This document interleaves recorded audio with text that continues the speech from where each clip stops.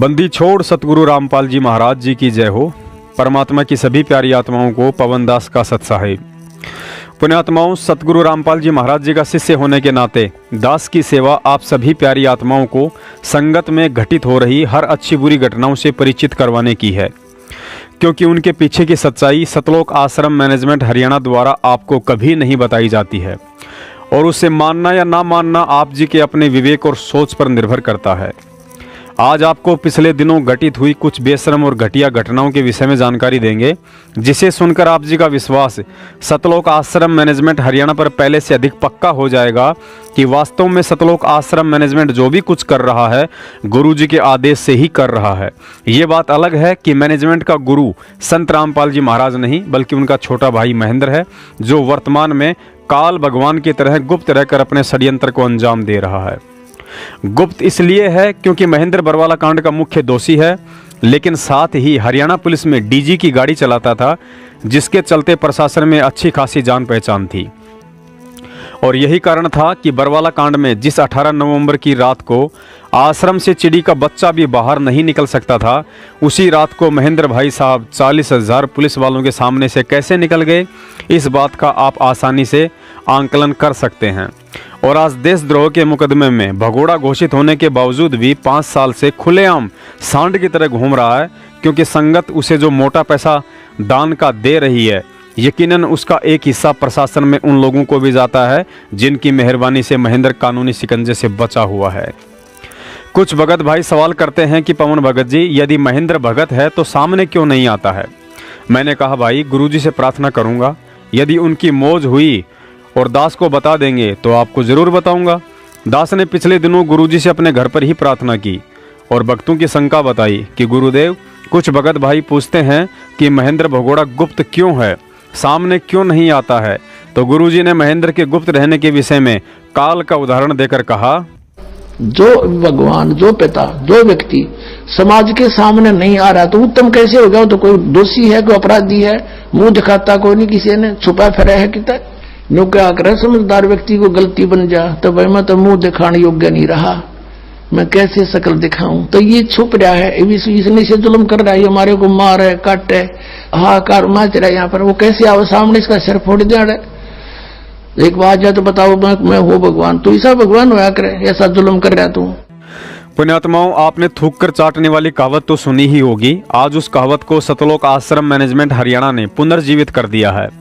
जैसा कि आप सभी जानते हैं, कुछ महीने पहले लोकसभा चुनाव में सतलोक आश्रम मैनेजमेंट हरियाणा ने हिसार जेल में बंद सतगुरु रामपाल जी महाराज जी का आदेश बताकर हजारों की संख्या में भोले भक्तों से बीजेपी सरकार का विरोध और कांग्रेस सरकार के पक्ष में वोट डलवाए थे, अर्थात बीजेपी सरकार पर थूक दिया था। लेकिन अभी 10 दिन पहले हरियाणा में विधानसभा चुनाव हुए और अब की बार इसी सतलोक आश्रम मैनेजमेंट हरियाणा ने उसी परम संत का आदेश बताकर बीजेपी के विरोध में नहीं बल्कि उसके पक्ष में वोट डलवाकर अपना थूक वापस चाट लिया।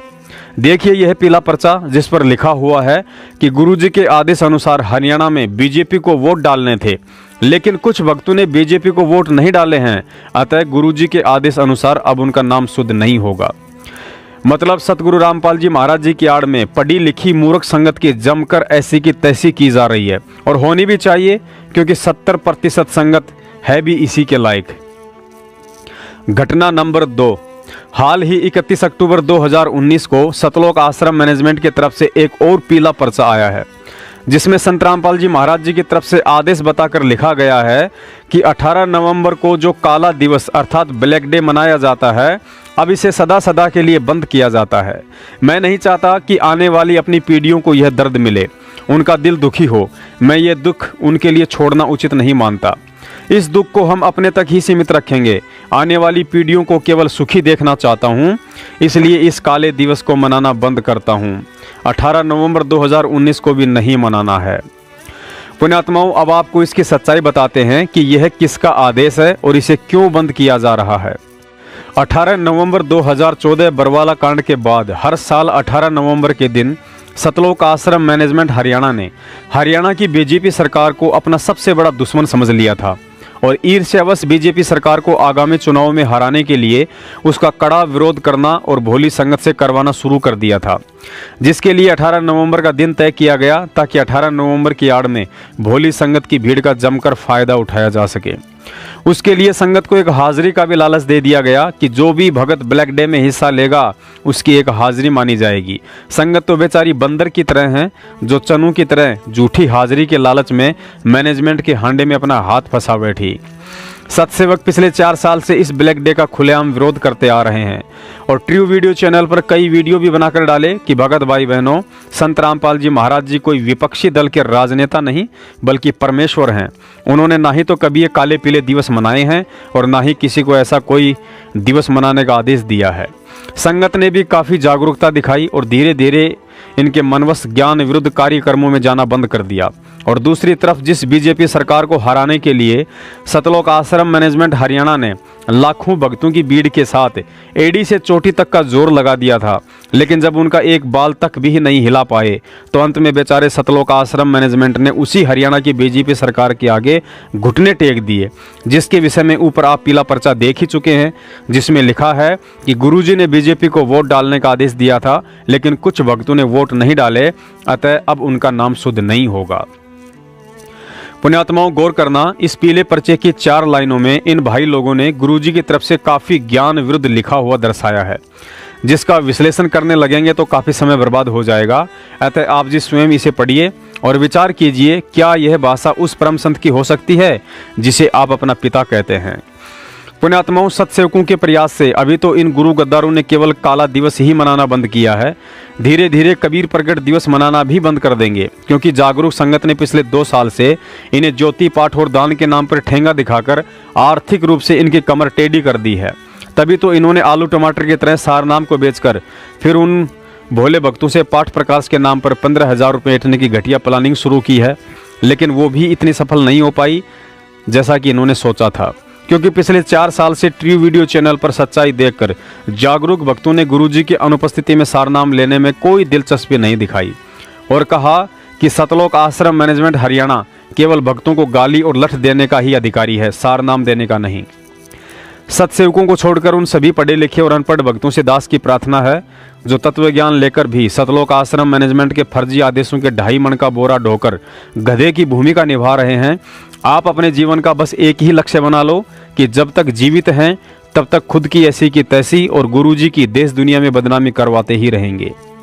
सतलोक आश्रम मैनेजमेंट वाले संगत के लिए उस अप्सरा की तरह काल एजेंट बनकर आए हैं जो कुछ समय के लिए इंद्र के आदेश से विश्वामित्र की तपस्या भंग करने के लिए आई थी और जैसे ही एक लड़की को जन्म दिया उसके बाद विश्वामित्र से कहा कि ऋषि जी अब संभालो अपनी औलाद, मैं चली अपने लोक को, मेरा कार्य आपकी तपस्या को भंग करना था जो पूरा हुआ।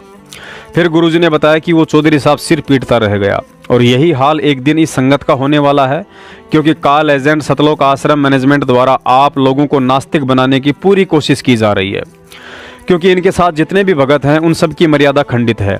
मर्यादा खंडित होने से वर्तमान भक्ति का बैलेंस बनेगा नहीं और एक समय धीरे धीरे वही संकट पुनः शुरू हो जाएंगे। फिर आप सोचोगे कि मैं तो भक्ति भी कर रहा हूँ, पीले पर्चे वाले गुरुजी का हर एक आदेश भी निभा रहा हूँ, फिर भी ये परेशानी क्यों।